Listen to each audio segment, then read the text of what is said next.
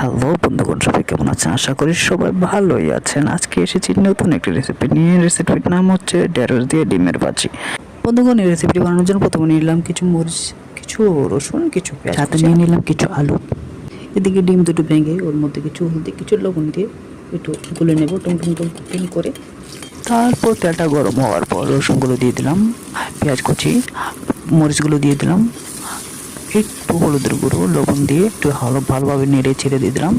তারপর আলুগুলো আর ঢেঁড়সগুলো দিয়ে দিলাম, ভালোভাবে নেড়ে চেড়ে একদম চকমকো করে নিলাম। বন্ধুগণ, এই দেখো ডিম, এটা ঢেলে দেবো। 2 মিনিট এইভাবে ভালোভাবে নেড়ে চেড়ে যখন কিছু শুকনো শুকনো হয়ে যাবে, এইভাবে ডিমটা ঢেলে দেবো।